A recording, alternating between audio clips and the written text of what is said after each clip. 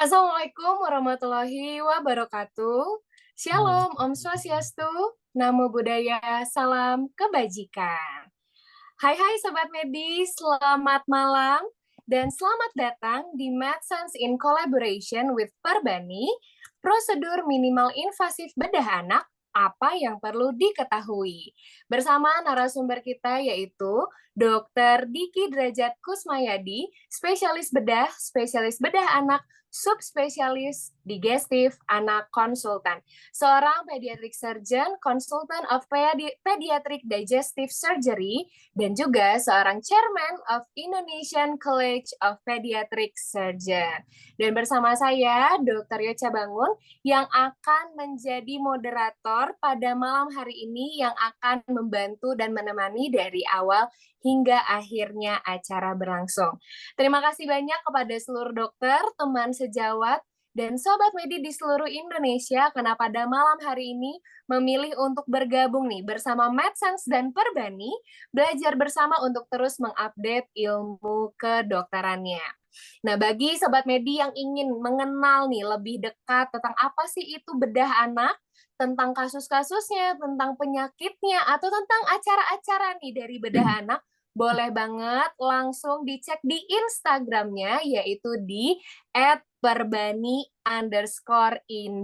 Nah, di situ lengkap sekali ya. Jadi di sana ada tersedia info-info upcoming event, ada info-info tentang penyakit-penyakit, dan di sana juga banyak sekali nih edukasi-edukasi yang dapat dibaca oleh seluruh kalangan, baik dari kalangan medis ataupun kalangan awam nih. Dan yang menariknya di sini ada nih yang baru namanya komik Dokter Bani. Wah, jadi belajar ini semakin menyenangkan nih bersama Dokter Bani di Instagramnya yaitu di @perbani_indo. Jadi yuk segera di follow dan pantengin terus postingan-postingannya yang sangat-sangat bermanfaat.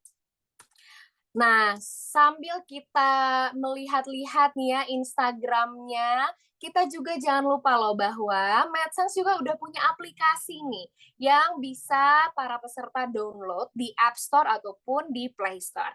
Nikmati semua fitur MedSense mulai dari update video rekaman, baik itu yang free class atau yang kelas berbayar, info-info upcoming event, reels-reels edukasi MedSense, bahkan sampai ke MediNotes. Jadi, Sobat Medi bisa terus mengupdate ilmunya dimanapun dan kapanpun dengan mudah. Nah, bagi Sobat Medi yang pengen nih, aduh akses rekaman kelas tadi bisa diakses di mana ya? Nah, bisa banget diakses di aplikasi ini, di aplikasi MedSense, tanpa perlu berlangganan loh. Wah, big deal banget ya.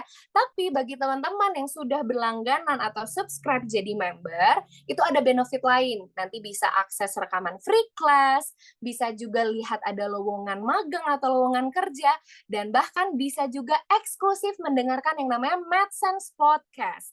Ini adalah fitur terbaru dari MedSense, yaitu dalam bentuk audio experience nih. Jadi Sobat Medi bisa mendengarkan cerita-cerita nih seputar kehidupan pribadi, hobi, pengalaman hidup, dan tips and trik dari kehidupan narasumber kita eksklusif hanya di MedSense Podcast. Nah, dari segi keilmuan dan teori udah diperlengkapi ya dari aplikasi Medses. Nah, tapi juga pasti kita butuh nih alat-alat perang kita untuk praktek klinisnya. Nah, bagi Sobat Medi yang lagi butuh banget alat-alat, boleh banget nanti dicek aja di aplikasi MedSense, dan jangan lupa nanti boleh dicek juga di MedStore-nya di Instagram ya. Baiklah, tanpa berlama-lama lagi, pasti sudah tidak sabar ya ingin mendengarkan pembelajaran dari Dokter Diki, tapi ada beberapa hal yang harus kita perhatikan bersama-sama. Yang pertama, diharapkan semuanya sudah on mic dan diperhatikan bersama-sama materi yang akan dibawakan Dokter Diki. Nanti apabila ada pertanyaan, boleh banget langsung di-scan aja QR code yang muncul di layar kaca teman-teman, dan atau masuk ke slido.com, lalu masukkan kode uniknya di 888 887. Nanti klik as the speaker dan sertakan formatnya nama, underscore, asal institusi atau rumah sakit. Nah, kayaknya asing nih ya kalau kita nggak dengar kalimat ini nih. Tiada hari tanpa giveaway di MedSense. Nah, bagi 3 Sobat Medi yang beruntung, nanti akan mendapatkan 3 full tiket MedSense mini workshop yang berbayar. Caranya gimana? Ini akan diberikan kedua pemenang story terbaik. Jadi silahkan ya selama nanti Dokter Diki memberikan materi atau dari awal ini di foto atau di video tentang event kita, dan Sobat Medi boleh langsung upload aja di Instagram dan harus tag 3 akun ini. Yang pertama @medsense.id, kedua @perbani_indo, dan ini ada Instagram dari narasumber kita, yaitu di @dr.dikidrajat. Wajib tiga-tiganya ya. Nah, sekalian saya ingin mengingatkan nih, boleh nih ditambah kreativitasnya, namun kita juga harus memperhatikan confidentiality pasien ya. Jadi dihimbau kalau misalnya ada yang berbau tentang identitas pasien atau confidentiality pasien boleh disensor ya. Dan yang terakhir ini diberikan kepada satu peserta yang paling aktif atau yang punya pertanyaan terbaik. Jadi langsung disiapin slido.com-nya ya. Nanti silahkan memberikan pertanyaan yang paling baik dan nanti akan memenangkan full tiket MedSense mini workshop berbayar. Tentunya prosedur minimal invasif ini sudah tidak asing ya di era sekarang. Tapi apakah kita sudah tahu seluk-beluknya? Apakah kita sudah tahu pro kontranya seperti apa, resikonya apa, komplikasinya apa, dan benefitnya apa? Nah, disinilah kita akan belajar bersama dengan Dokter Diki, khusus di bidang bedah anak. Jadi, sebelum kita masuk ke dalam materinya, izinkan saya untuk membacakan CV narasumber kita. Dokter Diki Drajat Kusmayadi, spesialis bedah anak, subspesialis digestif anak konsultan. Beliau menempuh pendidikan dokter umumnya di Universitas Pajajaran, lalu melanjutkan studi spesialis bedahnya juga di Universitas Pajajaran. Nah, Dokter Diki ini juga menjadi pediatric surgeon subspesialis di Universitas Pajajaran, dan beliau juga merupakan seorang advanced pediatric laparoscopic course di CMAS Mumbai, India. Luar biasa. Dan saat ini Dr. Diki menjabat posisi sebagai Chairman of Indonesian College of Pediatric Surgeon, Chief of Pediatric Surgery Division Hasan Sadikin Hospital Bandung, dan Head of the Pediatric Endoscopic Laparoscopic Surgery Subspecialty Working Group Perbani, dan beliau juga merupakan seorang ATLS course instructor sejak tahun 2003 hingga sekarang. Luar biasa sekali. Baiklah, tanpa berlama-lama lagi, saya undang ke panggung virtual kita kepada Dr. Diki Drajat, spesialis bedah, subspesialis bedah anak, digestif anak konsultan. Kami persilahkan. Selamat malam, dokter. Selamat malam, Dokter Diki. Selamat malam, mohon maaf lupa mute ya. Selamat Selamat malam, malam, salam dok. sejahtera buat selamat malam Dr. Yeca. Selamat malam buat para pemirsa, para sejawat yang hadir malam ini. Salam sehat, salam sejahtera. Terima kasih banyak ya dok sudah meluangkan waktunya untuk berbagi ilmu dengan kami. Kami sudah siap nih dok. Silakan Dokter Diki. Baik.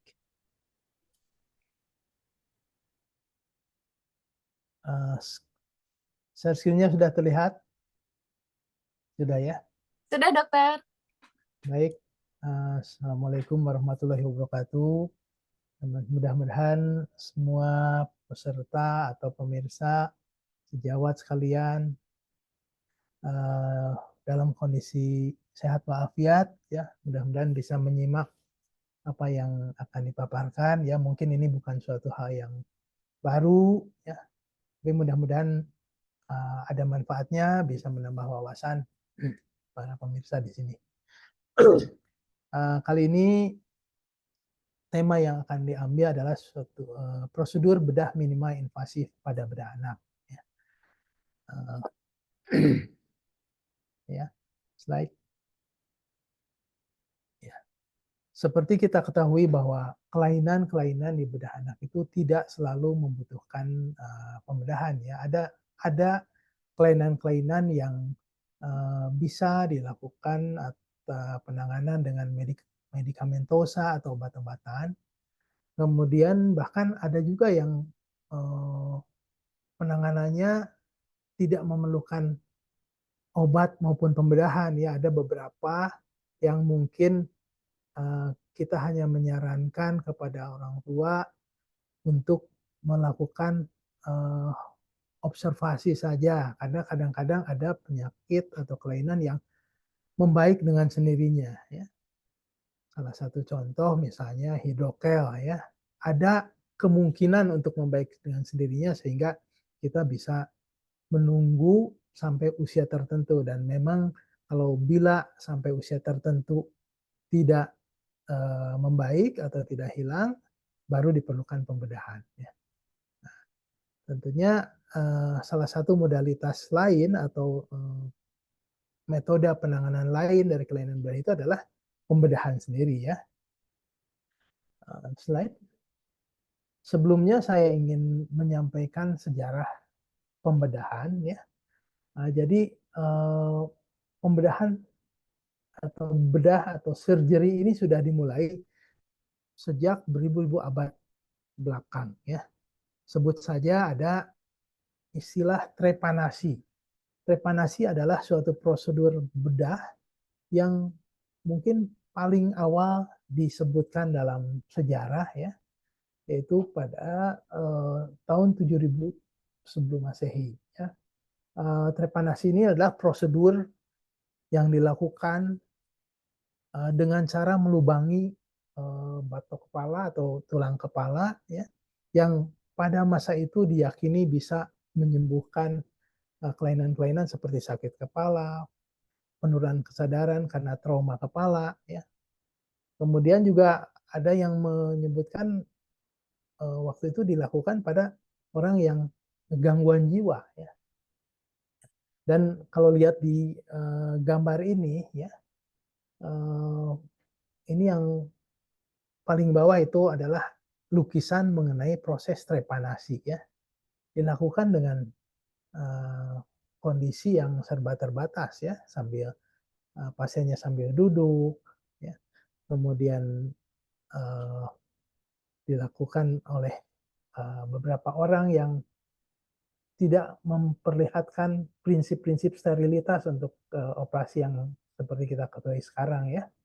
Kemudian yang paling atas itu ada gambaran, ada gambar atau lukisan orang yang sedang dibedah, ya, dengan pembiusan yang tidak seperti sekarang kita ketahui, ya. Jadi orangnya, pasiennya seperti diringkus nih oleh beberapa orang, ya. Jadi ada yang bilang ini anestesi ringkus AR, ya, atau kalau di Bandung, di Sunda ada direjeng namanya, dipegangin oleh beberapa orang, ya. Itu AR, anestesi rejeng, ya, itu candaan aja, ya, bukan. Jadi sejarah pembedahan itu berkembang, ya. Sebut juga semasa India ada Dr. Susruta yang menulis tentang prosedur bedah pada masa itu. Kemudian ada Edwin Smith Papyrus, itu ada tulisan-tulisan dari seorang Edwin yang ya, seorang bernama Edwin yang menulis beberapa prosedur bedah, ya, termasuk bagaimana cara merapikan fraktur pada tulang patah, ya, dan beberapa proses pembedahan. Kemudian ada juga Hippocrates, kemudian Galen. Galen ini adalah dokter di zaman Kekaisaran Romawi, ya. Dia juga melakukan pembedahan-pembedahan, ya, yang kemudian dituliskan dalam beberapa tulisan, ya. Dan pada tahun 936 sampai 1013 Masehi ini seorang dokter di Andalusia, Al-Zahrawi, itu juga sampai membukukan teknik-teknik pembedahan dalam suatu ensiklopedia yang mempunyai volume 30 volume, ya. Nah, ini perkembangan sejarah bedah itu sebenarnya terus berkembang, ya.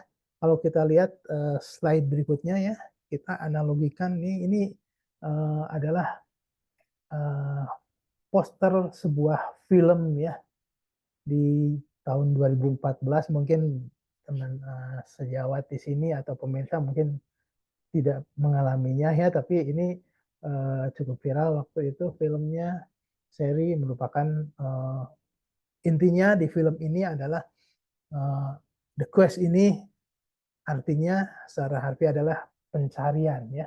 Jadi upaya-upaya pencarian jati diri yang lebih baik, hero yang lebih baik ya. Kita bayangkan, kita analogikan bahwa para ahli bedah zaman dulu sampai sekarang ini merupakan para satria yang berusaha mencari dan mencari ya, mencari teknik yang lebih baik, mencari teknik yang bisa mengurangi komplikasi dibandingkan komplikasi yang dihasilkan oleh teknik-teknik yang sebelumnya ya. Nah, akhirnya dengan proses evolusi dalam bidang bedah dengan pencarian ini ditemukanlah prosedur bedah minima invasif. Jadi prosesnya sebetulnya ada banyak yang terlewati dengan munculnya proses bedah minima invasif ini. Ada proses-proses lain yang mungkin terlewat dan bisa menimbulkan atau menghasilkan beberapa perbaikan-perbaikan teknik yang baik, anestesi yang baik, perawatan perioperatif yang baik, ya. Mungkin banyak dihasilkan. Tapi pada suatu ketika muncul atau ditemukanlah proses bedah minima invasif. Apa itu proses bedah minima invasif? Prosedur bedah minima invasif adalah suatu prosedur pembedahan di mana akses masuk atau kita sebut di sini invasi ya, invasi masuk ke dalam tubuh manusia itu menggunakan suatu akses yang minimal. Misalnya sayatannya yang tadinya besar jadi kecil, yang bahkan ada juga yang tanpa sayatan ya, bila dimasukkan alatnya melalui alat untuk pembedahannya melalui lubang-lubang yang natural atau natural orifice, misalnya lewat mulut, lewat hidung dan lain-lain ya. Sehingga tidak heran kalau misalnya pada gambar yang paling atas ini ada operasi yang membuat sayatan dari atas ya, dari perut bagian atas sampai perut bagian bawah sepanjang ini. Bahkan mungkin ada yang bisa menghasilkan scar yang kurang enak dipandang seperti yang sebelah kanan ya. Ini ada scar apalagi dengan bakat misalnya bakat pasiennya yang mempunyai bakat keloid, scarnya menjadi lebih tebal, atau teknik penjahitannya yang kurang bagus, ada tension sehingga menimbulkan luka atau scar yang tidak enak dipandang seperti ini. Nah, dengan minima invasif surgery atau bedah minima invasif tadi mungkin bisa menghasilkan luka yang kecil-kecil seperti bagian kiri bawah ini, gambar kiri bawah, yang kecil-kecil dan setelah penyembuhan mungkin lukanya tidak terlalu kentara. Bahkan pada gambar anak perempuan yang bawah ini, sayatannya telah menyembuh itu tidak terlihat. Ya, ini salah satu teknik bedah minima invasif yang menggunakan umbilikus atau pusar sebagai akses masuknya alat-alat bedah. Ya. Di pusar itu kita ketahui hampir semua tidak ada yang rata mulus gitu. Pasti ada bekas luka ari-ari, ya, luka umbilical cord, ya, luka umbilical cord yang lepas, yang sudah puput ya, kalau bahasa awamnya, itu akan muncul scar, scar minimal memang berbentuk beda-beda masing-masing orang, ada yang kerinjut lurus, ada yang lebih lekuk ke bawah, ya, ada yang tidak. Nah, kisut dari bekas umbilical cord itu yang puput itu dipakai sebagai akses untuk masuk sehingga nanti penyembuhan dari setelah dijahit lukanya itu hampir sama dengan sebelum dioperasi ya. Slide. Nah, kenapa ini bisa terjadi ya? Karena tadi penemuan teknik-teknik bedah minimal invasif ya, seperti endoskopi ya. Ini gambar tim bedah yang sedang melakukan endoskopi. Di tengah adalah gambar endoskopi di mana terdiri dari seperti apa? Seperti kabel ya. Sebetulnya itu kabel yang fleksibel, di dalamnya ada saluran fiber optik yang bisa menghantarkan impuls gambar dari apa yang ada di depan kamera ya. Jadi di ujung kabel tersebut ada kamera, kemudian ada lubang ya, ada saluran yang tersambung ke bagian pangkal ya, di mana di situ bisa dimasukkan alat-alat tambahan lain ya, untuk menyuntik sesuatu obat misalnya, untuk melakukan biopsi cubit ya, dan lain-lain ya. Nah, ini beberapa contoh gambar endoskopi ya. Di gambar tengah ini adalah gambar knob yang bisa kita diatur oleh operator ya, bisa digerakkan ke atas ke bawah, ke kiri ke kanan. Jadi ujung kamera yang dipegang oleh operator ini di sebelah kiri itu bisa bergerak ke kiri ke kanan, ke atas ke bawah ya. Jadi ini seperti main game ya. Kemudian di gambar paling kanan itu adalah channel untuk memasukkan alat yang dipakai untuk melakukan tindakan, apakah itu biopsi, menyuntikkan obat dan lain-lain ya. Nah ini dalam bahasa Greek ini endoskopi itu secara dibagi menjadi endo dan scopein, di mana endo itu artinya inside atau within atau di dalam atau dalam ya. Scopein to look at, untuk melihat. Jadi ini alat yang dipakai untuk melihat bagian dalam, terutama ini saluran-saluran alami di tubuh ya. Slide. Nah, teknik lain adalah prosedur bedah minimal invasif lain adalah laparoskopi atau ada juga torakoskopi ya. Kalau dilihat dari istilah laparo itu perut ya, di kamus ilmiah ada flank ya, flank pinggang sebenarnya, tapi diartikan di sini sebagai perut ya. Kemudian toraks itu sebagai rongga dada. Jadi scopein tadi untuk melihat ya, sehingga laparoskopi ini alat yang bisa melihat bagian dalam rongga perut, kemudian kita bisa melihat liver, bisa melihat usus dari luar gitu ya. Kemudian organ-organ yang lainnya gitu ya. Jadi kalau misalnya ada sesuatu yang ingin dicari, kita bisa lihat dengan mengarahkan kamera ke berbagai arah ya, melalui sayatan minimal di abdomen atau di perut. Sedangkan kalau torakoskopi, kita ingin melihat kelainan-kelainan atau melakukan tindakan prosedur yang diperlukan bila kita ingin mendiagnosa atau menangani sesuatu yang suatu kelainan yang ada di dalam rongga dada. Nah, ini barusan sudah saya sampaikan, ini gambarnya barangkali bisa memberikan bayangan pada teman-teman sejawat atau pemirsa sekalian ya. Jadi dengan memasukkan kamera, kemudian alat dari luka sayatan kecil di tempat lain, kita bisa melakukan misalnya pengangkatan usus buntu. Ini kalau pada anak perempuan mungkin bisa melihat ada kelainankah di ovarium atau di rahim, di uterus ya. Dan kalau memang diperlukan bisa melakukan tindakan sekalian dengan alat tersebut. Nah, kalau ada pertanyaan, Dok, apakah pada anak dapat dilakukan prosedur tersebut? Jawabannya adalah ya. ya.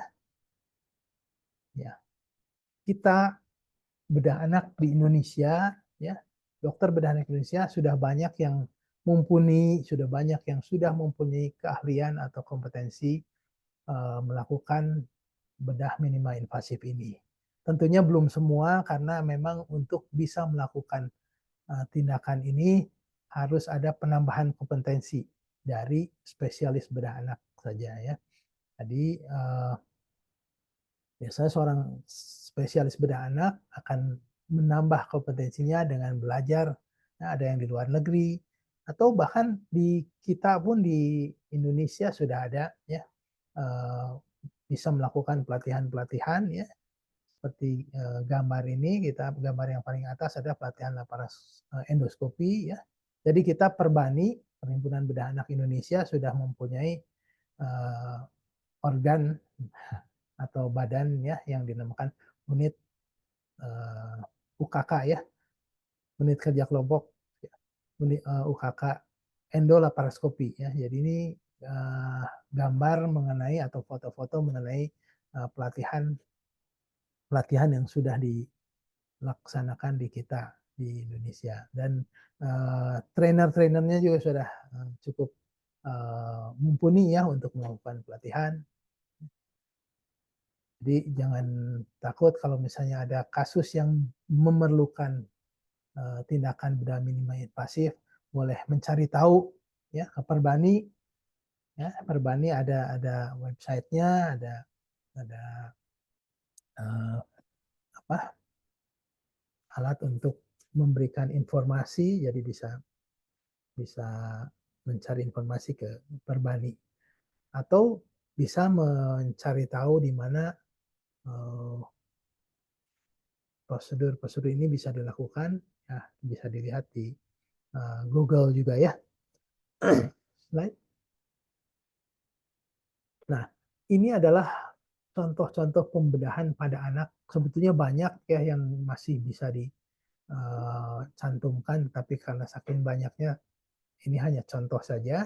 Ya, ada appendiktomi ya atau pengangkatan usus buntu ini untuk yang barangkali ada pemirsa dari masyarakat yang non medis. Herniotomi ini operasi untuk penanganan hernia pada anak. Kemudian ada orhidopeksi, ini adalah operasi untuk menurunkan testis atau biji jakar yang belum turun. Ya, ya. Kadang-kadang ini diperlukan namanya bedah minima invasif pada testis yang lokasinya cukup tinggi, bahkan di dalam perut pun bisa dilakukan dengan bedah minima invasif atau laparoskopi ya. Kemudian ada Hirschsprung. Kalau sejawat mungkin tahu Hirschsprung itu penyakit yang memerlukan pembedahan yang cukup besar ya. Ada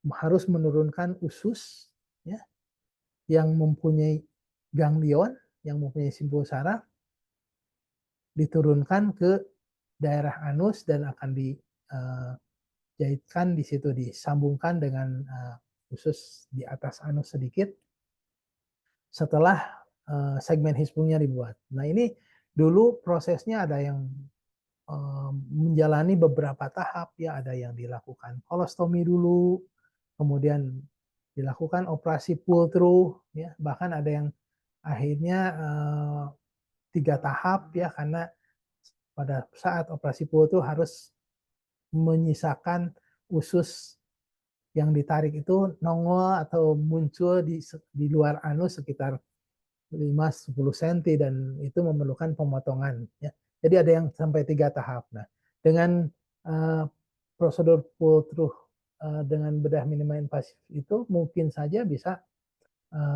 dibantu untuk mengurangi jumlah tahapan ya, atau bila misalnya sudah melakukan kolostomi juga sebetulnya masih bisa teknik laparoskopi ini untuk mengurangi misalnya besarnya sayatan ya. Itu bisa saja ya. Tapi sebelumnya saya ingin menyampaikan bahwa teknik bedah minimal invasif itu bukan menggantikan teknik yang konvensional, tetapi sebagai alternatif bila memang ada indikasi atau memang ada peruntukannya gitu ya. Jadi tidak semua harus dilakukan bedah minimal invasif, ya. Bisa juga dengan konvensional ya. Beberapa contoh lain bisa dilihat nanti di sini ya. Ada congenital diaphragmatic hernia, hernia diafragma di mana usus, isi perut, isi abdomen pindah tempat ke rongga rongga toraks ya, ke rongga dada. Itu memerlukan reduksi atau perbaikan dan memperbaiki diafragma yang lemah atau ada defek diafragma bisa juga dengan bedah minimal invasif dengan laparoskopi atau dengan torakoskopi. Ya. Nah, ini saya ingin memperlihatkan gambar ini bukan berarti bahwa anak ini diberikan menu benda-benda asing ya, yang benda asing ini kita istilahkan corpus alienum ya. Jadi corpus alienum itu suatu benda asing yang tidak berada pada posisi yang benar di dalam tubuh. Maksud saya begini, mungkin mungkin saya rubah kalimatnya. Jadi bila benda-benda ini masuk ke dalam tubuh, tentunya itu merupakan benda asing karena bukan di dalam tubuh seharusnya tidak ada benda tersebut gitu ya. Nah ini seorang anak dihadapkan dengan mangkok yang berisi bermacam-macam benda yang bisa masuk mulut nih ya.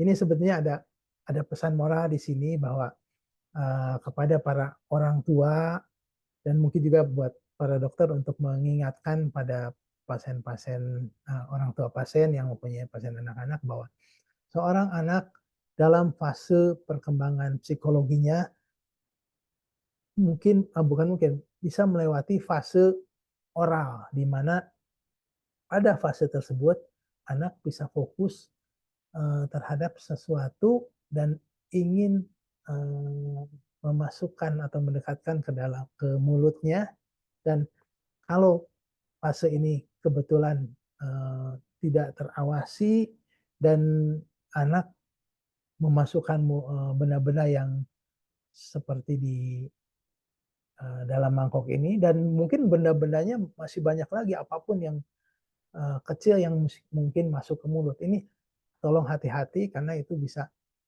akhirnya tertelan ya. Kita sudah banyak menangani pasien-pasien dengan corpus alienum ingestion ya. Benda asing yang termakan oleh anak ya. Dan ini bisa kadang-kadang bisa menyebabkan kondisi gawat darurat ya, kalau kebetulan misalnya ada jarum, kemudian atau penitih, kemudian tertelan, kemudian tertancap di usofagus atau di kerongkongan ya untuk masyarakat awam dan menusuk ke luar ke aorta misalnya, itu bisa terjadi gitu ya. Atau misalnya menelan magnet ya. Nanti mungkin berikutnya akan saya perlihatkan gambar contoh pasien yang menelan corpus alienum ini ya. Jadi pesannya adalah tolong awasi pada fase oral ya, jangan sampai kecolongan akhirnya anaknya menelan benda asing seperti gambar di sini ya. Nah, ini yang paling atas adalah magnet berbentuk love ya. Ya. Dan dengan endoskopi ini bisa ditangani. Mungkin zaman dulu kalau ada makan benda asing ini, penanganannya mungkin bisa saja dengan operasi dengan sayatan besar di perut, kemudian ususnya dibuka, diambil benda asingnya, dijahit lagi ususnya dengan risiko ada bocor nanti di jahitan ya, dan itu bisa mengancam jiwa ya. Tapi dengan upper GI endoscopy ya, mungkin saya lupa menyebutkan bahwa upper GI endoscopy ini merupakan endoskopi, prosedur endoskopi ya, untuk mendiagnosa atau melakukan tindakan pada saluran makanan bagian atas, upper GI, gastrointestinal ya, GI itu. Ya. Nah ini, contoh ini adalah posisi magnet ada di lambung. Ini bisa terlihat di foto ronsennya, ya. Dan kemudian dengan endoskopi, ini yang gambar kedua ini terlihat di kamera ya, belum ada tindakan. Nah, yang ketiga menggunakan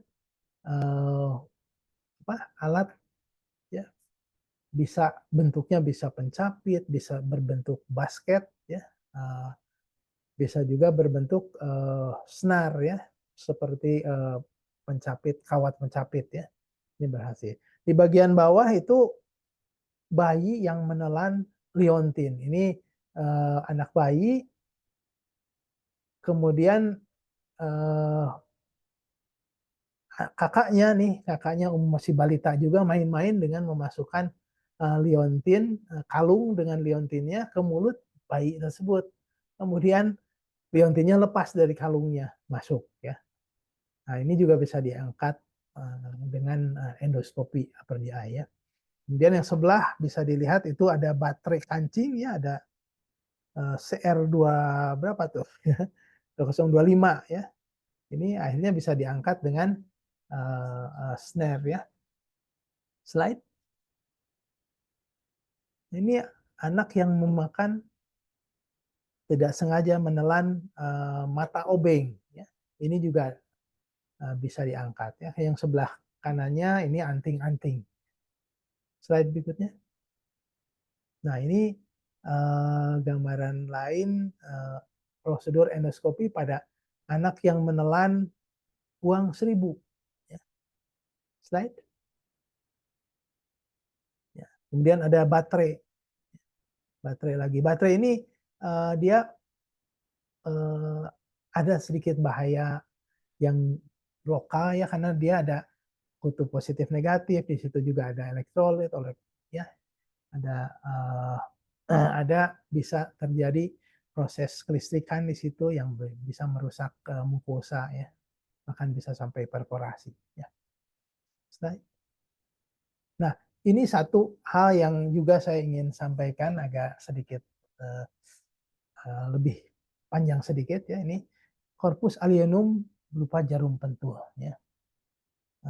Saya berusaha membuat konten ya untuk YouTube tentang ini ya, tapi belum tayang ya. Jadi ini sebetulnya sering kejadian ini terjadi ya, dan menyerang para hijaber ya.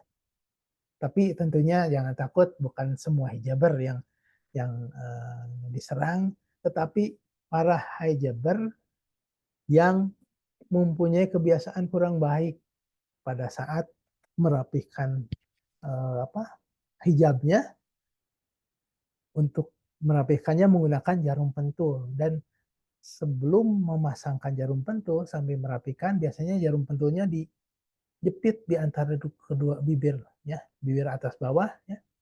Nah, ini sering terjadi pada saat ada temannya atau ada orang di sekitarnya menepuk dia, mengagetkan dia ya, tidak sengaja akhirnya tertelan, terhisap dan tertelan ya. Ada yang masuk ke saluran nafas, ke terakhir, ada juga yang masuk ke ini, dan yang sering kami temukan yang masuk ke dalam saluran makannya. Dan ini contoh jarum yang pentulnya terlihat dengan endoskopi ya, di foto ronsen kelihatan ada garis putih ya, garis opak, radio opak putih. Kemudian setelah dilakukan endoskopi ternyata menancap di gaster, dan ini dengan bantuan endoskopi juga, upper GI endoskopi bisa diekstraksi. Dan apa namanya, pesan moralnya adalah tolong kepada para hijaber dan anak-anak, karena anak-anak itu bisa sampai usia 18 ya dari WHO ya. Jadi tetap kita masukkan golongan anak-anak yang biasa menggunakan hijab dan menggunakan jarum pentul untuk merapikan hijabnya, tolong hilangkan kebiasaan ini. Lebih baik buat cara yang lebih aman sehingga ini tidak akan terjadi. Ya. Indikasi lain untuk upper GI endoskopi atau endoskopi saluran makanan atas adalah muntah darah. Ya. Muntah darah bisa disebabkan berbagai macam hal. Ya. Bisa mulai dari usofagus, ya, di kerongkongan masalahnya, misalnya ada varises usofagus, pelebaran pembuluh darah di usofagus, karena satu dan lain hal. Kemudian juga bisa ada ulkus atau ada tukak di lambung atau di duodenum, ya. Atau ada kelainan-kelainan bawaan pembuluh darah, ya.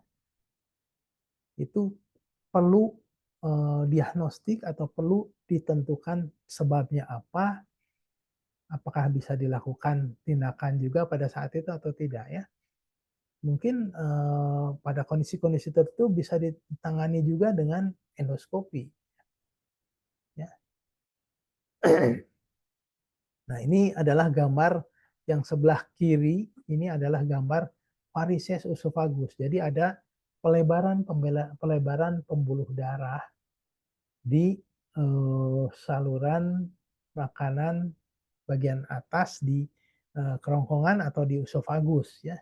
Ini biasanya sering terjadi pada kelainan-kelainan dengan hipertensi portal ya. Dan perdarahan bisa sangat profuse, bisa menyebabkan apa namanya? Bisa menyebabkan shock ya, kehilangan darah yang cukup besar.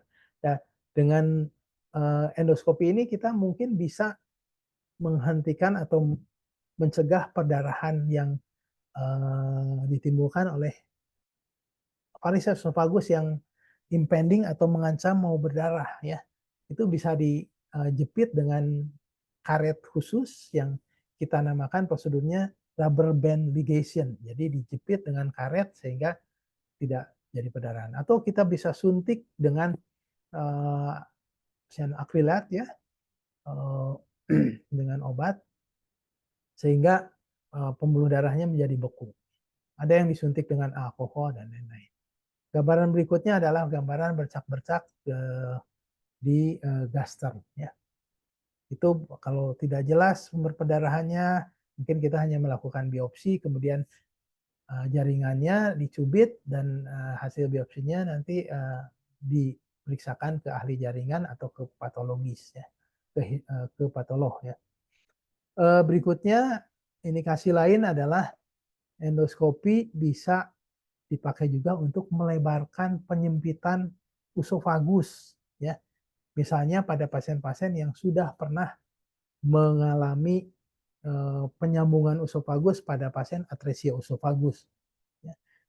Atau pada pasien-pasien yang pernah menenggak minuman yang bersifat kaustik yang membakar sehingga akhirnya usofagusnya luka dan membentuk jaringan parut dan menyempit. Itu bisa dilakukan pemasukan selang balon ya, yang dipandu dengan radiologi tentunya. Nah, ini paling kiri adalah lubang usofagus yang menyempit, kemudian dimasukkan selang yang kemudian balonnya dikembangkan. Ini terlihat balonnya yang di tengah mengembang dan balon itu dengan tekanan tertentu, diberi tekanan tertentu bisa melebarkan penyempitan tersebut secara bertahap.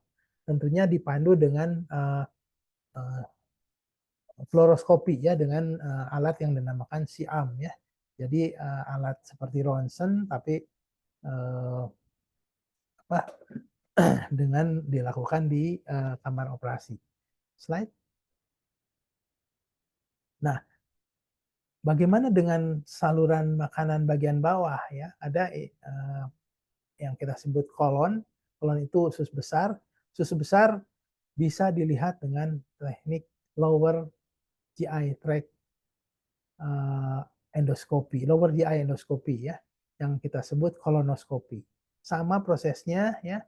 Biasanya keluhan yang paling sering muncul yang memerlukan kolonoskopi adalah perdarahan per anus atau hematosesia ya, kita sebut hematosesia.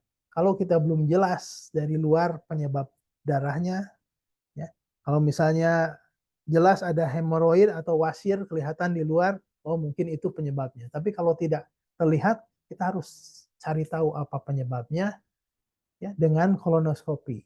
Dan dengan kolonoskopi ini ada beberapa kelainan yang mungkin bisa ditangani juga per kolonoskopi tanpa memerlukan pembedahan yang memerlukan sayatan besar. Slide. Nah, ini contoh ya, ada beberapa polip yang ditemukan pada saat kolonoskopi ya. Ini bagian kiri ini polip adalah benjolan yang bertangkai. Jadi menggunakan alat yang disebut polip snare ya, jadi berbentuk senar. Jadi masuk alat lewat endoskopi, lewat celah atau lewat saluran endoskopi. Kemudian di depan kamera itu kawat di dalam selang itu bisa dikeluarkan, ya. Sehingga membentuk loop, membentuk lingkaran. Begitu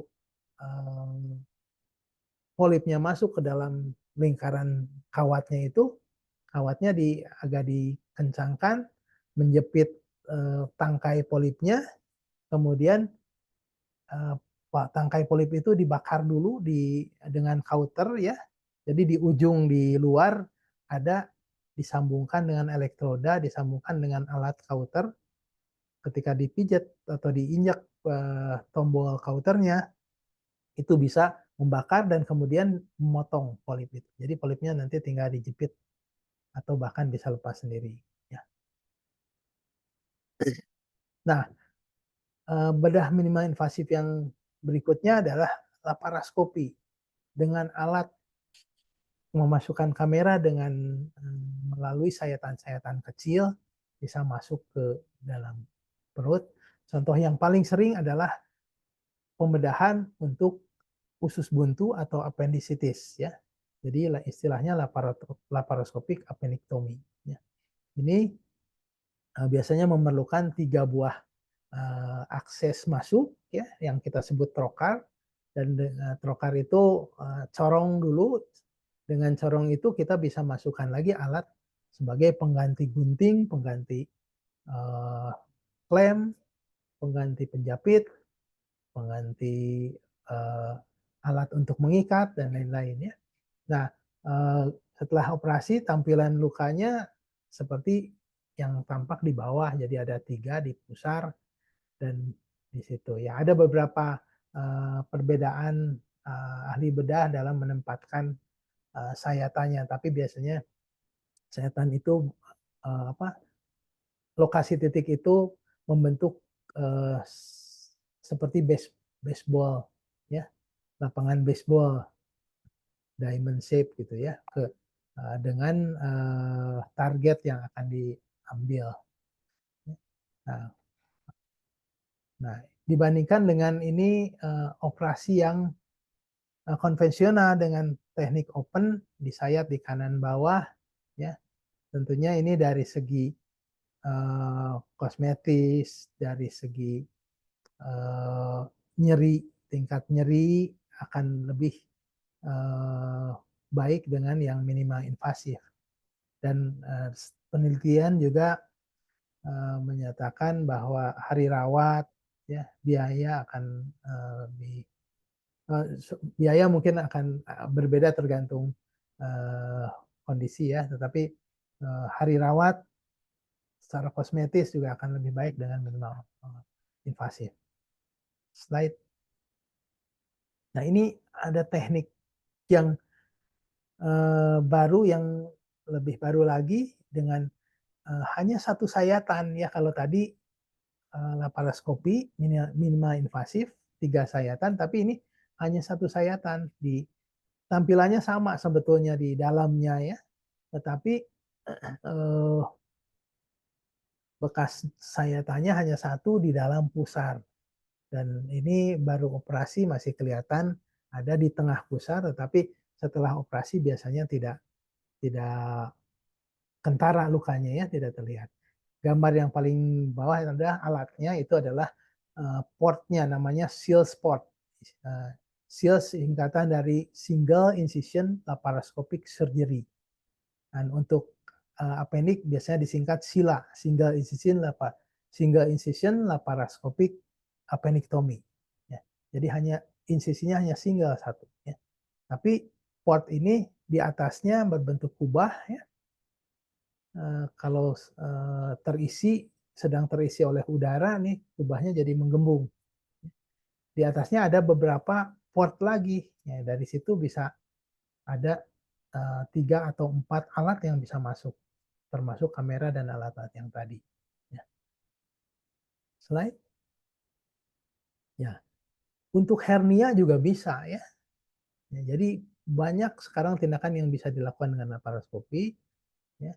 Untuk hernia ini membandingkan proses yang open dengan yang laparoskopi. Kalau open seperti yang terlihat, kantungnya dibuka, kemudian dijahit, ada sayatannya di atas. Kemudian yang bawah itu tampilan cincin yang masih kebuka ya, atau lubang hernianya tampilannya seperti itu ya. Itu ada tempat di bawahnya ada pembuluh darah yang mengarah ke testis, masuk melalui kanalis itu. Kemudian ada sebelah kirinya lagi ada vas deferens atau pembuluh ini sperma ya. Nah, yang bagian kanan ini setelah diikat ya, setelah ditutup ya dengan jahitan. Sayatannya mungkin hanya di pusar, di umbilikus, kemudian di daerah di atas lubang ini ada sayatan mungkin hanya 1 mili hanya untuk memasukkan jarum. Jadi bisa dibandingkan bentuknya, ya, bentuk lukanya nanti. Nah ini kan ada kelebihan sedikit untuk hernia karena dengan laparoskopi ini kita bisa melihat sisi yang lainnya yang saat ini mungkin tidak dikeluhkan. Ya. Kalau kebetulan anak atau pasien tersebut sebetulnya dua-duanya ada lubang, ya, tetapi yang satu belum muncul gejalanya, akan terdeteksi dengan laparoskopi ini dan bisa ditangani sekalian ditutup dengan uh, uh, waktu dan prosedur yang sama ya pada hari itu. Slide. Nah ini prosedur laparoskopi lainnya, contoh ada tadi untuk laparoskopi kolesistektomi ya, biasanya pada pasien-pasien anak memang jarang ya mengalami kolesistitis atau radang sarung empedu, tapi ada dan bukan berarti tidak pernah dilakukan. Di kita di rumah sakit besar biasanya ada saja pasien dengan anak dengan kolesistitis dengan batu di di kandung empedu ya. Dan biasanya kalau tidak bergejala memang kita lebih sering menunggu, tetapi kalau sudah bergejala ya terpaksa kita harus melakukan pengangkatan ya. Dan pengangkatannya bisa dengan laparoskopi dan bisa juga termasuk yang bisa dilakukan dengan single incision ya. Kemudian yang paling bawah Hirschsprung. Ini kalau kita lihat di gambar ini, di foto ini bahwa yang bagian atasnya itu besar, kemudian melengkung ke atas, kemudian yang ke bawah itu lebih kecil, ya itu daerah Hirschsprungnya di situ ya. Nah, bila mana segmen Hirschsprungnya cukup panjang dan cukup tinggi, biasanya ini sulit untuk dilakukan operasi satu tahap dari bawah ya. Sebagai informasi bahwa Hispung itu ada yang melakukan tindakan kolostomi dulu, tapi untuk pasien-pasien tertentu yang misalnya pendek ya, bisa dilakukan satu tahap dengan operasi menarik segmen Hispungnya dari anus. Jadi dilakukan sayatan sedikit di atas anus, kemudian ditarik sampai akhirnya muncul segmen yang sudah normal ya. Jadi operasi tanpa harus membuka perut gitu. Nah, itu juga salah satu evolusi teknik yang dari sayatan besar, ada kolostomi juga dulu menjadi tanpa kolostomi dan menjadi seperti tidak ada sayatan itu termasuk minimalisir ya, meminimalisir sayatan ya. Tetapi untuk yang prosedur bedah minimal invasif itu biasanya menggunakan alat seperti laparoskopi ini ya. Nah, untuk yang panjang segmen hispungnya mungkin bisa saja dilakukan satu tahap tetapi menggunakan bantuan laparoskopi. Untuk kelainan lain seperti atresia ani ya, yang biasa memerlukan sayatan cukup panjang dari koksik dari tulang ekor sampai ke anus yang akan dibuat itu kalau memang ada indikasinya cocok untuk dilakukan bedah minimal invasif bisa juga dilakukan dengan bantuan laparoskopi dan tidak memerlukan sayatan yang panjang tadi ya. Itu contoh-contoh kelainan-kelainan bedah anak yang bisa dilakukan dengan bedah minimal invasif. Sekali lagi bahwa ini tidak untuk menggantikan tetapi merupakan alternatif bila memang peruntukannya cocok gitu ya. Jadi tidak semua pasien-pasien bisa dilakukan dengan bedah minimal invasif. Kemudian mungkin sementara cukup ya karena banyak ya tadi UDT sudah karena saking banyak mungkin tidak cukup waktunya kalau kita paparkan semua itu hanya contoh-contoh aja supaya wawasan teman sejawat atau ibu bapak pemirsa yang lain yang bukan non medis yang non medis bisa bertambah wawasannya. Terima kasih atas perhatiannya. Mohon maaf bila ada salah-salah kata. Assalamualaikum warahmatullahi wabarakatuh. Waalaikumsalam. Terima kasih banyak Dokter Diki untuk pemaparannya yang sangat-sangat komprehensif, simpel, padat, jelas Dok. Jadi sangat-sangat luar biasa. Saya yakin sehabis ini para peserta itu pasti akan lebih mengerti. Mungkin di sini ada dokter-dokter umum yang mau ambil dokter bedah anak kali ya Dok. Selanjutnya juga akan lebih mengerti lagi nih apa aja sih term-term yang ada di daerah bedah anak, terutama di bagian laparoskopi. Luar biasa. Terima kasih, Dok. Selanjutnya ini kita akan masuk ke sesi Q&A. Nah, di sini ada beberapa pertanyaan, Dok.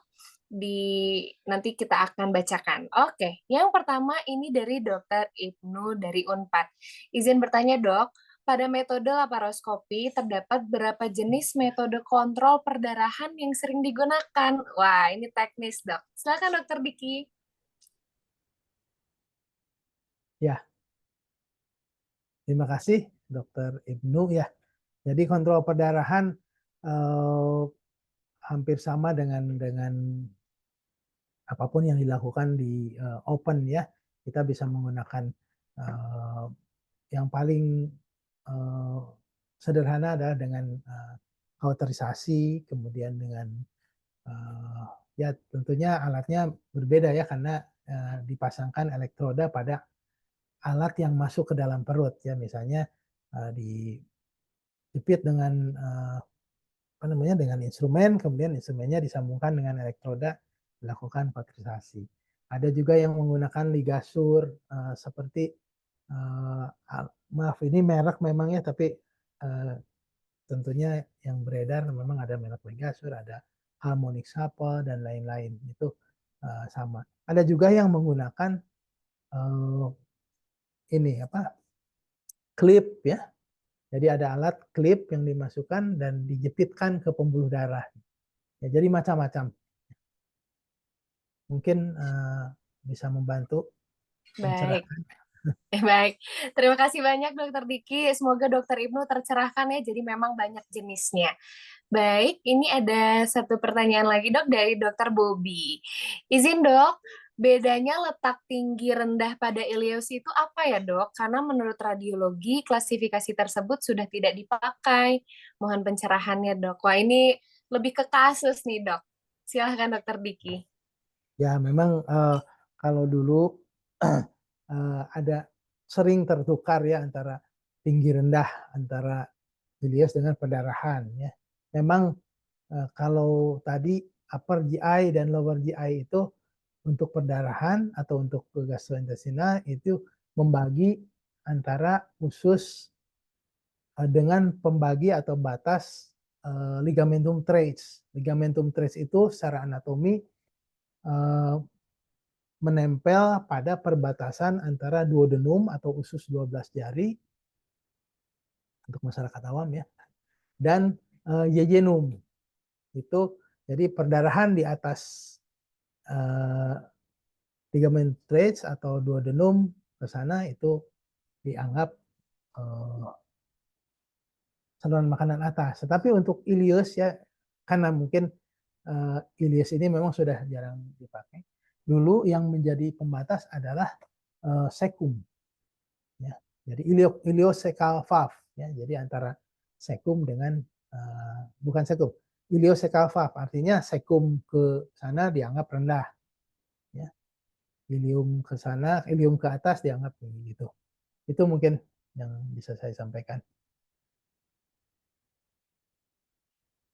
Masih mute, Dr. Yoca? Oh ya, terima kasih dok. Terima kasih banyak Dokter Diki untuk pencerahannya. Semoga Dokter Bobi ini ya lebih jelas lagi ya untuk klasifikasinya. Baik, nah di sini saya juga mau mengingatkan nih bahwa sobat medis kalian boleh banget untuk buka YouTube ya, dan di sana kita boleh langsung subscribe nih YouTube-nya Dokter Diki. Jadi di sana beliau sudah memberikan satu channel khusus memberikan edukasi nih tentang berbagai macam kasus-kasus bedah anak. Nanti boleh langsung diketik aja nama channelnya di Dokter Diki Derajat Kusmayadi 9151. Jadi buat sobat medis semua yang pengen tahu lebih banyak tentang kasus bedah anak, selain dari Instagram Perbani, boleh banget dicek di YouTube-nya Dokter Diki di @dokter titik Diki Derajat Kusmayadi 9151. Luar biasa. Baik dok, ini ada satu pertanyaan lagi dari Dokter Gabriel Ramadan. Assalamualaikum dokter, saya Dokter Gabriel dari RSUD Cilegon. Izin bertanya.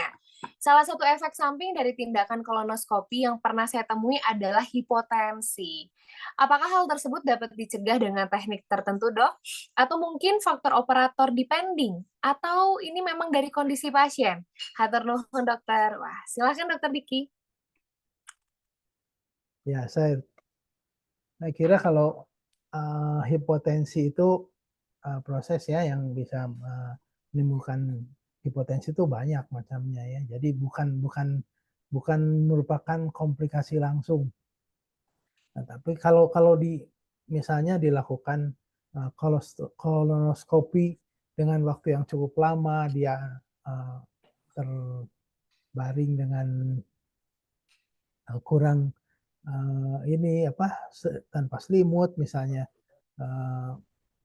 ada AC di kamar operasi itu bisa menyebabkan hipotermi ya, tapi untuk kolonoskopinya sendiri selama dikerjakan dengan cepat kemudian tanpa tanpa tadi masalah-masalah tambahan yang saya sebutkan tadi mungkin tidak akan terjadi kolonoskopi tidak akan terjadi hipotensi maaf ya. Baik. Teknik tertentu saya kira teknik yang proper aja dilakukan ya sebaiknya. Baik. Baik, terima kasih banyak Dokter Diki. Dan ini ada satu pertanyaan lagi dok. Wah, luar biasa ya. dari Dokter Ahmad. Izin dok, pada pasien dewasa di luar negeri sudah ada yang menggunakan kapsul endoskopi atau endoskopi berbentuk kapsul yang ada kameranya. Apakah pada pasien anak kita juga dapat menggunakan teknik ini dok, yang kapsul endoskopi? Wah, silakan Dokter Diki. Ya, terima kasih. Cukup menarik ya, berarti cukup update nih Dokter Ahmad ya. Jadi memang betul di salah satu modalitas endoskopi ini ada berbentuk kapsul. Jadi kapsul ada kameranya, tinggal diminumkan aja nanti dia bergerak sendiri, dia merekam. Ya. Nah, selama rumah sakitnya mempunyai metode ini, saya kira bisa dilakukan. Bukan saya kira, memang ada di kita pernah di domisili saya di Bandung juga pernah ada yang menggunakan ini untuk anak juga bisa, tetapi ini tidak berlanjut karena mungkin mahal, terus kapsulnya juga ya berbiaya mahal ya, sehingga kalau rusak misalnya atau jadi tidak continue, discontinue lah pemakaian itu. Saya kurang mengerti di tempat-tempat lain apakah masih banyak yang menggunakan itu, tapi di Bandung sendiri sudah jarang yang menggunakan itu. Baik. Berarti tapi pernah ya dok ya? Berarti ya dok? Pernah. Pernah, tapi sudah jarang digunakan begitu ya? Biasanya yang menggunakan itu yang lain ya. Kebetulan saya belum pernah melakukan endoskopi dengan kapsul. Ya. Baik. Subspesialis gastro dulu pernah melakukan. Oke. Wah, baik. Terima kasih banyak dokter untuk pencerahannya. Ini kita lanjut dok dari dokter Aji Unhas. Wah, izin bertanya dokter, untuk penyakit Hirschsprung segmen panjang, apakah bisa dilakukan teknik laparoskopi dan sebesar apa sih tingkat keberhasilannya? Silakan dokter Diki. Baik, terima kasih dokter Andi. Ini agak dalam nih pertanyaannya ya. Jadi mungkin ini praktisi atau calon beranak ya. Atau sudah praktisi saya. Saya kira Andi Muhammad Haji belum ya. Ya, jadi untuk segmen panjang selama masih bisa dilakukan awal, bisa dilakukan dekompresi, ya masih memungkinkan untuk dilakukan laparoskopi. Tujuan laparoskopi ini adalah mendiseksi, memotong, ya, kemudian menurunkan. Jadi mendiseksi atau membebaskan kolon yang akan diturunkan bukan sejauh mungkin, secukupnya sampai akhirnya kolon yang dianggap mempunyai ganglion itu bisa sampai ke situ. Nah, hal ini bisa dilakukan kalau usus yang di atas segmen panjangnya itu tidak terlalu besar, tidak besar sekali atau tidak gembung, tidak menyebabkan distensi usus. Karena laparoskopi kan memberikan udara, memberikan udara masuk ke dalam rongga perut supaya perutnya mengembang sehingga kita ada space, ada rongga untuk bekerja. Nah, pada saat ususnya distensi akan tambah berat bila dilakukan, akan memberatkan pasien bila dilakukan insufflasi atau pemberian udara, sehingga tidak memungkinkan untuk dilakukan ini. Nah, tapi kalau segmen panjang pun ada yang bisa dilakukan washout, irigasi rektal, selama spastiknya tidak benar-benar spastik sehingga tertutup. Ada spastik tetapi masih tetap tube-nya masih ada, sehingga itu bisa dipakai untuk irigasi rektum. Sehingga bagian yang ganglionik yang tadinya gembung itu bisa mengkerut, dan itu bisa dilakukan one stage pull through dengan menggunakan laparoskopi. Saya kira kalau peruntukannya benar, itu keberhasilannya cukup bagus ya. Kita sudah beberapa kali melakukan ini, ya, melakukan laparoskopik assisted untuk Hirschsprung ini, dan hasilnya bagus. Ya. Nah, tapi kalau misalnya untuk kondisi tadi yang gebung tadi, tentunya kolostomi dulu.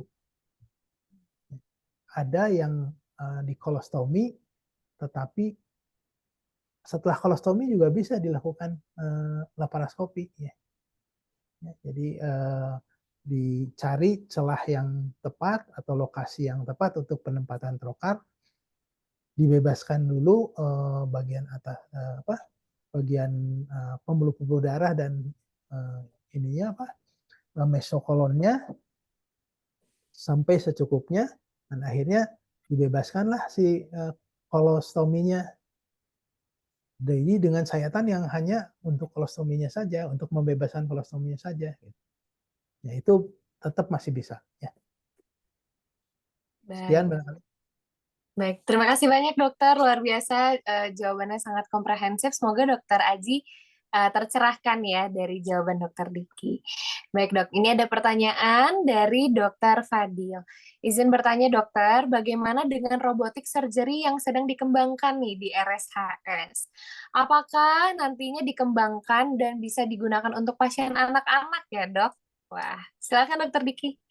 Ya saat ini untuk robotik yang ada di rumah sakit Hasan Sadikin masih dalam tahap pembelajaran, tahap pengenalan alat supaya bisa dikerjakan nanti pada manusia. Saat ini belum sampai ke itu ya.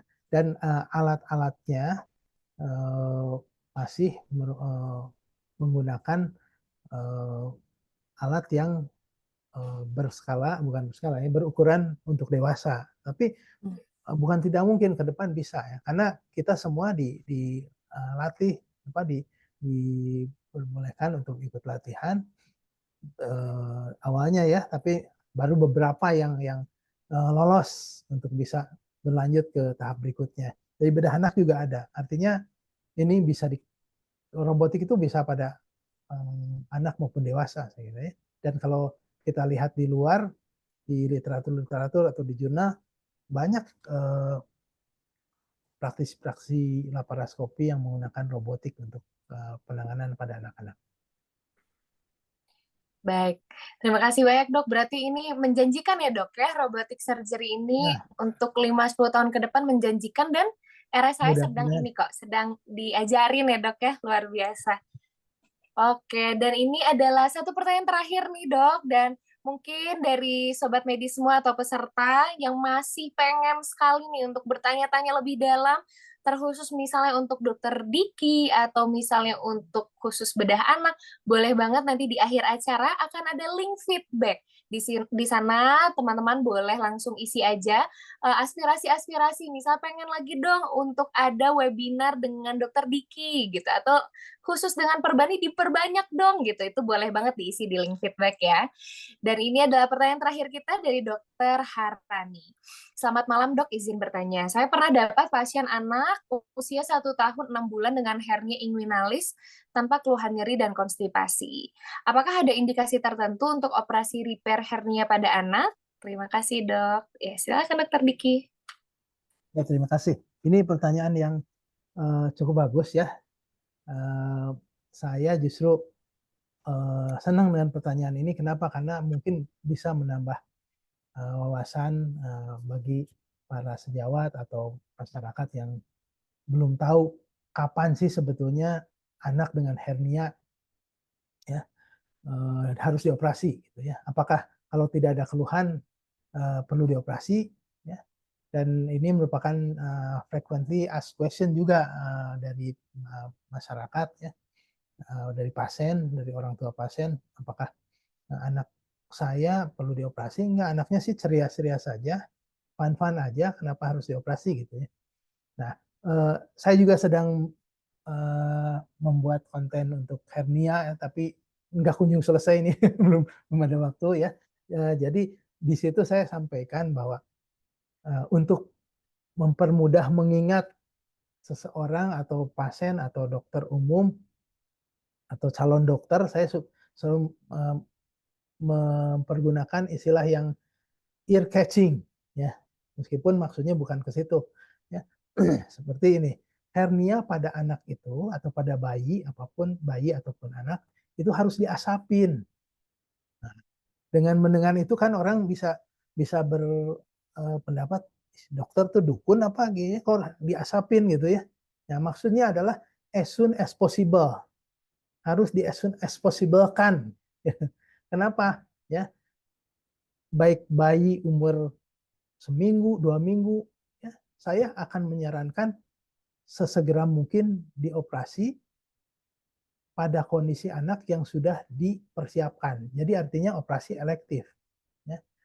Pertanyaan dari Dokter Harani tadi, saya pernah mendapat anak usia 1 tahun 6 bulan hernia inguinalis tanpa keluhan nyeri maupun konstipasi. Artinya ini hernia, mungkin hernianya reponibel, hernia yang bisa keluar masuk tanpa keluhan lain. Kalau hernia keluar, nyembul, kemudian ada nyeri atau ada muntah, ada konstipasi, itu berarti hernianya hernia dengan complicated, ya, dengan komplikasi. Apakah itu komplikasinya incarcerata, kejepit saja, atau strangulata, atau dengan jepitan pada pembuluh darah.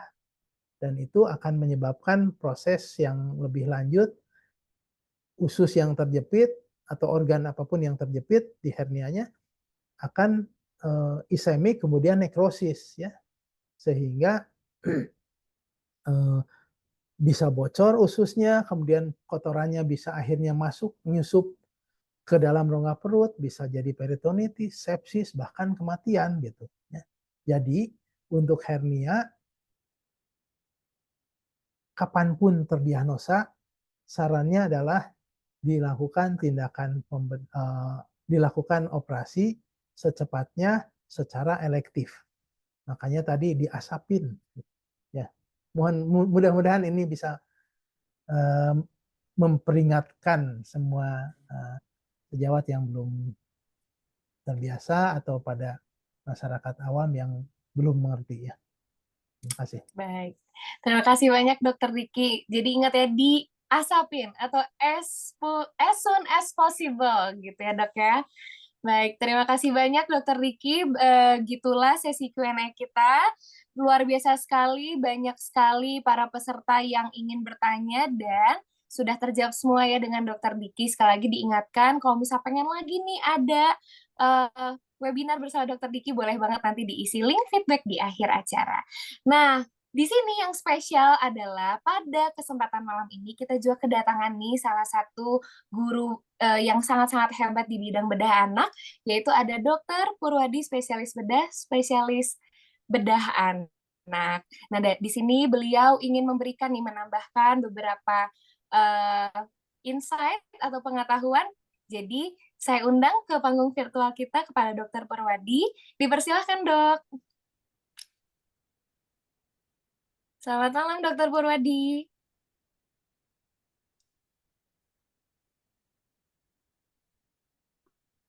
Baik, apakah Dokter Purwadi sudah bisa on mic, Dok?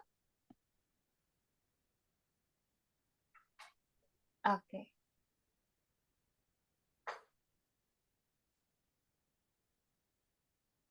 Selamat malam, Dokter Purwadi. Baik, jadi ini for our information, Dokter Purwadi ini merupakan salah satu pengajar juga ya, Dok, di Universitas Airlangga, Surabaya.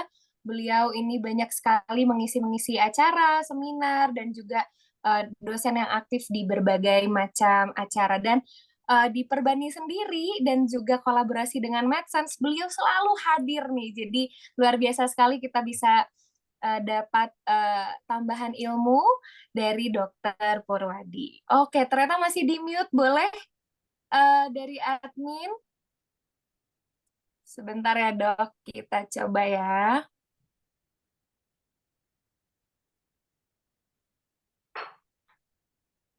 Boleh. Mungkin dari Dokter Diki sendiri, apakah mau ada tambahan, Dok, seperti tambahan-tambahan pertanyaan yang paling sering tuh selain yang tadi apa sih, Dok? Kalau misalnya kondisi laparoskopi, dokter sendiri di lapangan, adakah dok sempat kontra ada pro kontra gitu dari ibu-ibunya pasien gitu dok? Mungkin boleh diceritakan ke kami dok.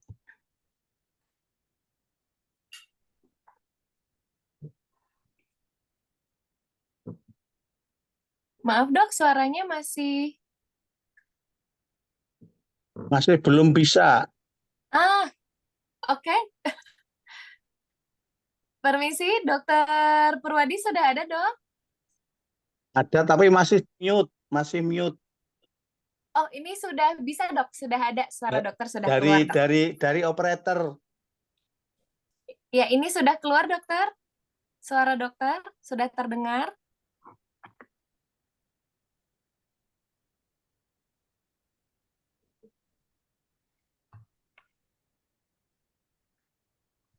Selamat malam dok, apakah coba dok boleh ngomong lagi dok? Tadi sudah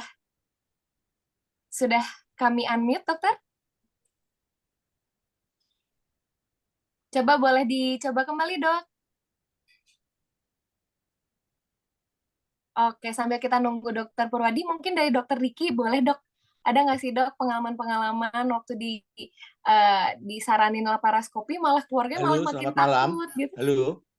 Oh, ya dokter Purwadi, siap dok. Sudah terdengar dok? Sudah terdengar? Siap, sudah dokter.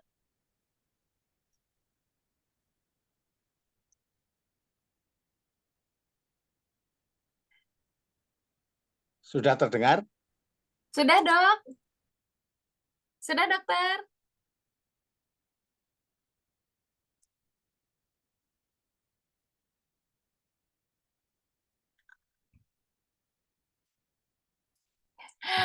Baiklah.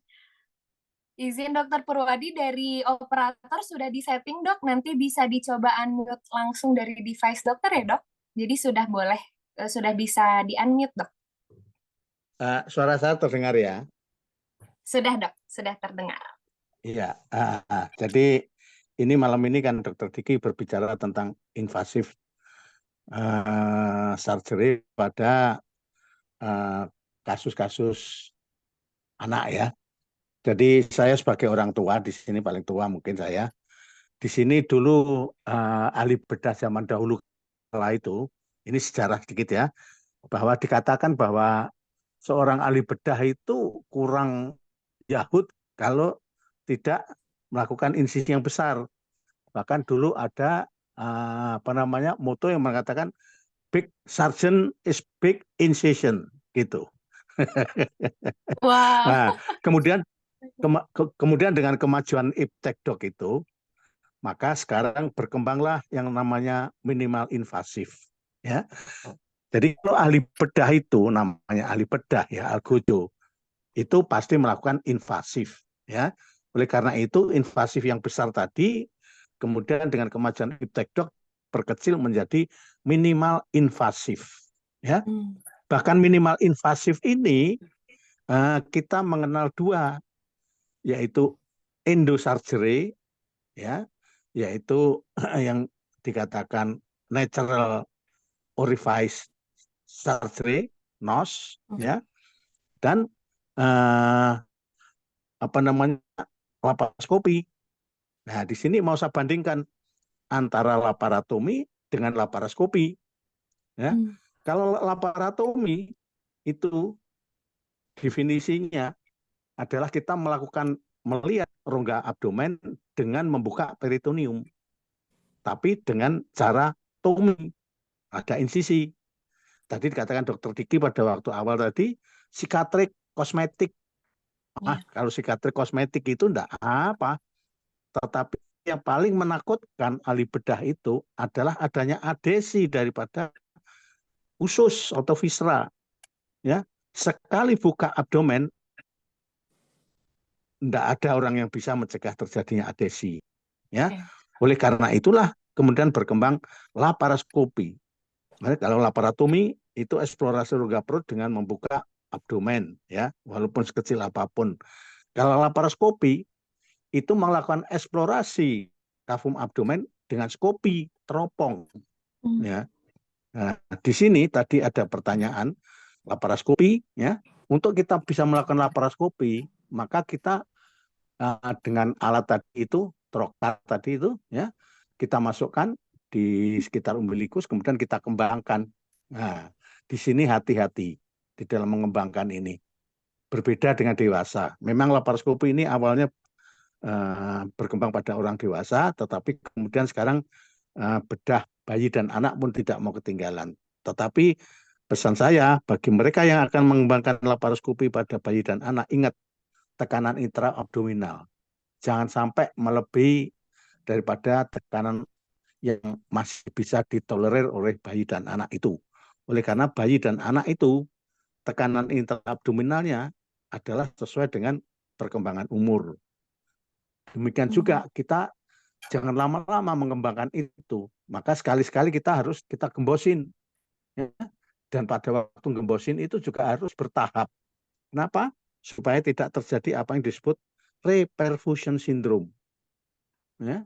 Akibat reperfusion syndrome itu, Anda baca nanti semuanya, kalau pengen maju, ya, akan terjadi free radical. Aduh, bukan main itu free radical itu ya. Jadi di sini pesan saya adalah kita sebaiknya melakukan minimal invasif, ya. Hati-hati di sini di dalam mengembangkan kavum abdomen. Hati-hati jangan terjadi abdominal compartment, dan pada waktu gembosi juga harus perlahan-lahan. Jangan sampai terjadi sindroma reperfusion syndrome. Nah, tadi ada pertanyaan dari Dr. Ahmad tadi itu, apakah ada minimal invasif yang tanpa membuka dengan memasukkan semacam kapsul? Ada, Dr. Ahmad, yaitu yang disebut sebagai nanomedicine. Ya, saya pernah melakukan kuliah umum tentang nanomedicine. Ya, nanomedicine itu alatnya hanya sebesar kancing baju. Ya, jadi nanoteknologi, ukuran nanoteknologi itu adalah ukurannya paling besar harus hanya sebesar 100 nano. Anda tahu 1 nano berapa? 1 nano ukurannya adalah 1/juta meter. Bayangkan. Jadi alat itu dikatakan nanoteknologi apabila ukurannya 100 nano. Itu hanya sebesar kancing. Kemudian ditelan, kemudian digerakkan dari luar, ya, apa yang mau disasar, misalnya achalasia esophagus, kita melakukan kardiomyotomi. Nah, itu dengan itu dia masuk menembus mukosa, kemudian melakukan kardiomyotomi. Hipertropik biliary stenosis demikian juga, ya. Hipertropik biliary stenosis dengan endosurgery juga bisa. Jadi dengan laparoskopi, kemudian kita nembus mukosa, kemudian kita melakukan myotomi, ya, kemudian lagi mukosanya diklip. Jadi kemajuan sudah demikian besarnya, oleh karena itu Anda harus termotivasi untuk maju, ya. Nah, kemudian tadi saya tergelitik dengan ileus, ya. Ileus, saudara. Ileus ini kata-kata yang membuat saya pusing, membuat saya kasihan sama mereka yang belum paham tentang ileus. Ya, tolong dicatat, ileus adalah suatu sindroma klinik, artinya kumpulan gejala klinik yang diakibatkan oleh karena gangguan aliran isi usus. Itu prinsipnya. Jadi ileus bukan diagnosis, sekali lagi. Sekali lagi, ileus bukan diagnosis, tapi ileus adalah sindroma klinik yang diakibatkan oleh karena gangguan aliran isi usus, passase isi usus. Nah, oleh karena itu dikenal ada 2, adinamik atau disebut paralitik, ya, dan yang kedua adalah dinamik. Ya, dinamik di sini yaitu terjadinya obstruksi. Nah, tadi obstruksi tadi dikenal ada 3 tadi, 3, ya. Obstruktif disebut obstruktif upper GI tract atau upper gut, mid gut, dan lower gut. Upper gut batasnya di mana? Antrum piloricum ke kranial atau ke oral. Saya tidak mau ngomong atas bawah ya. Topografi Anda harus ingat. Kemudian mid gut mana? Adalah duodenum sama small intestine. Lower gut atau hind gut mana? Adalah kolon. Itu apabila ada obstruksi di situ, maka disebutlah obstruksi tinggi, obstruksi tengah, obstruksi bawah. Masih ada itu kriteria itu. Tolong dibaca. Ya. Nah, kemudian pertanyaan kolonoskopi menemukan hipotensi, tidak ada hubungannya kolonoskopi terjadi hipotensi. Ya, berarti ada sesuatu pasien itu, ya, tentang hipodinamiknya, tidak ada hubungan dengan kolonoskopi. Ya. Kemudian tadi ada yang long segment hispun, apakah ada tempatnya untuk minimal invasif atau laparoskopi? Ada, yaitu kita melakukan hybrid, ya. Jadi kita melakukan assisted laparoskopi. Kalau saya di sini assisted laparoskopik, saya lakukan transanal endorektal puncture dengan assisted. Jadi kita dengan laparoskopi, kita membebaskan white line, kita membebaskan kolon yang retroperitoneal tadi itu. Kemudian kita memotong mesokolon proksimal daripada Drummond sampai kolon yang berganglion tadi bisa dilewatkan lewat transanal tadi itu, dipulsurkan lewat itu. Maka dengan begitu perlekatan itu bisa minimal sekali, hasilnya sangat bagus, ya. Tentang robot surgery memang sekarang ada robotik. Kalau yang lama model Mona Lisa ya Dokter Diki ya. Nah, sekarang ada yang baru, cuma 2 tangan saja. Saya kira itu tambahan dari saya. Mohon maaf apabila saya ikut campur, tetapi karena saya sangat sayang pada anak-anakku semua. Terima kasih. Wassalamualaikum warahmatullahi wabarakatuh. Sampai jumpa lagi. Selamat malam. Waalaikumsalam. Terima kasih banyak Dokter Purwadi. Luar biasa Dok, malah kami yang sangat-sangat berterima kasih Dok untuk tambahan ilmunya yang sangat-sangat mencerahkan sekali. Bahkan tadi dokter menjelaskannya sangat-sangat terstruktur, komprehensif. Terima kasih banyak Dokter Pur sudah mau membantu kami anak-anak dokter. Terima kasih ya Dok. Semoga dokter sehat selalu. Sama-sama. Ya. Terima kasih dokter. Baik. Dari Dokter Diki, apakah ada mau tambahan lagi Dok? Dipersilahkan banget Dok. Maaf Dok, suara dokter belum ada Dok?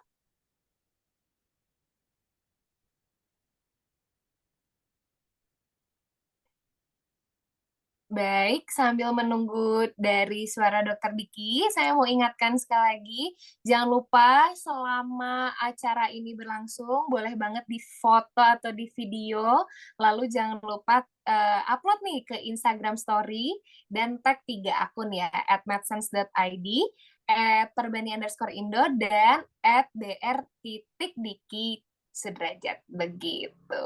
Diki derajat, sorry. Baiklah, jadi dari Dokter Diki, apakah ada yang ingin ditambahkan, Dok? Mohon maaf sekali, Dokter. Mungkin boleh dicoba disconnect, kemudian connect audio lagi, Dok. Suara dokter belum ada.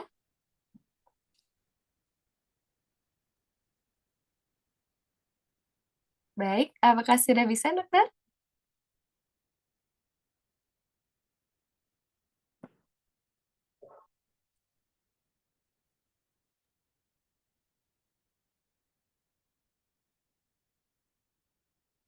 Maaf, Dokter, belum ada. Mungkin boleh, Dok, dari dokter asisten dokter yang tadi share screen.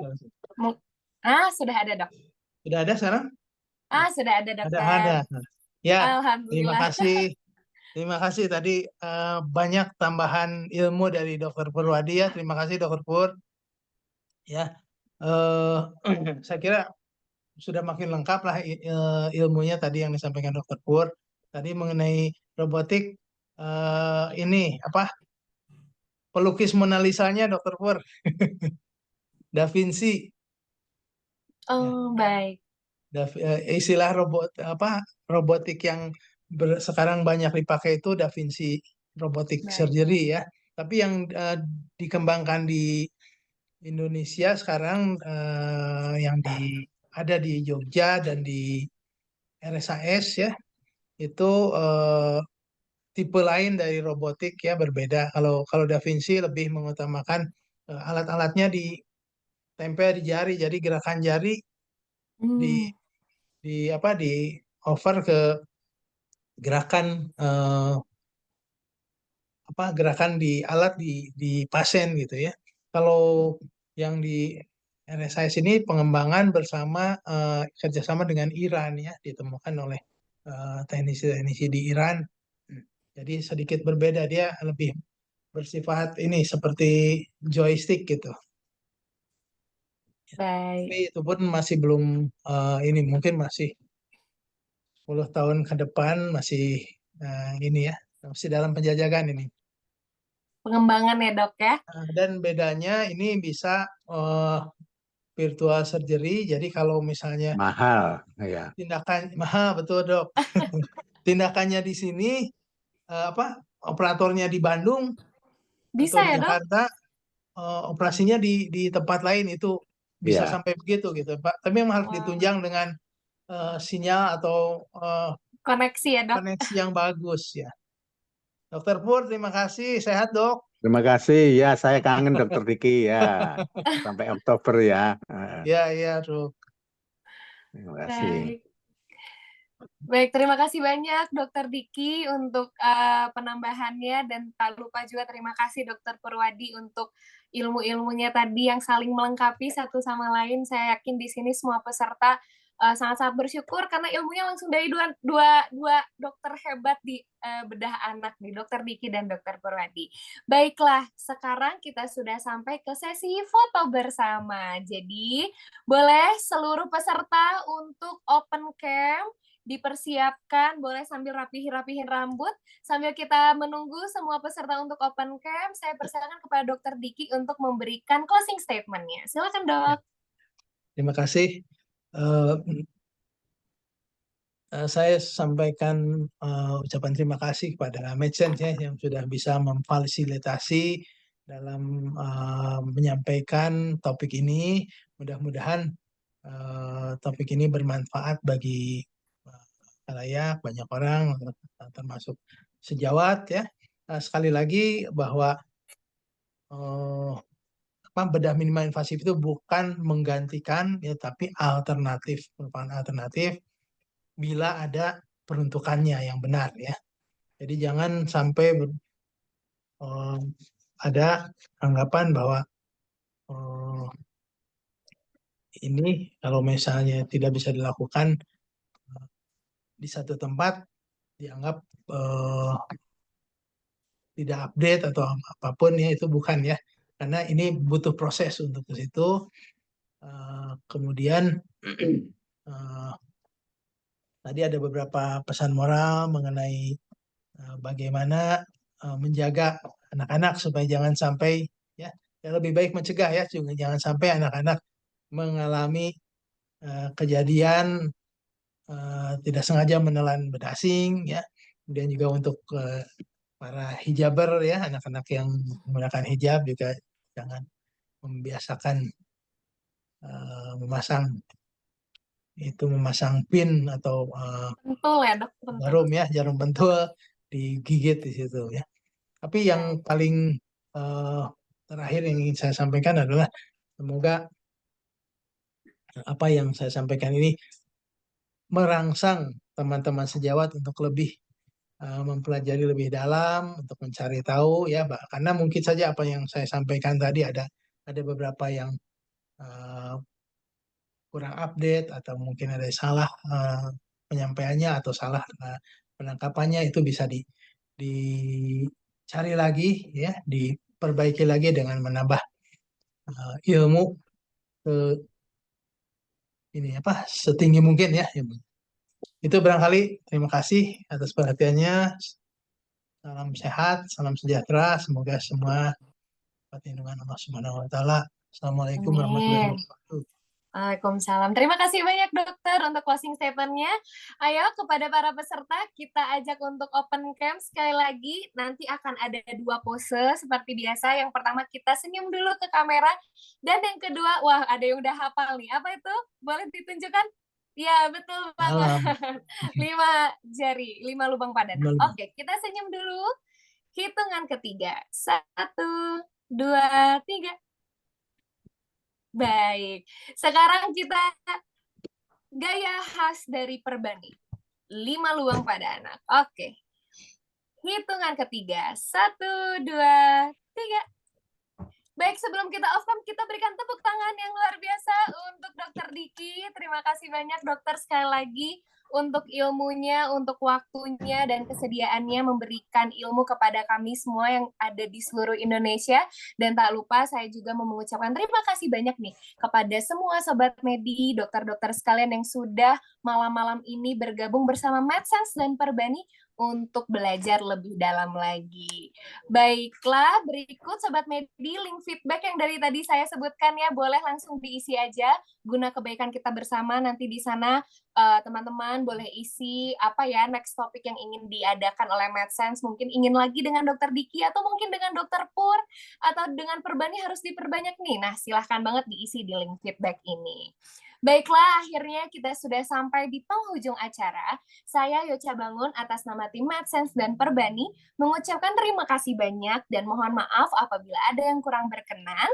Dan selamat istirahat dan kami nantikan kehadiran dokter-dokter sekalian di event-event MedSense selanjutnya. Selamat malam. Terima kasih Dokter Diki. Terima kasih, sama-sama.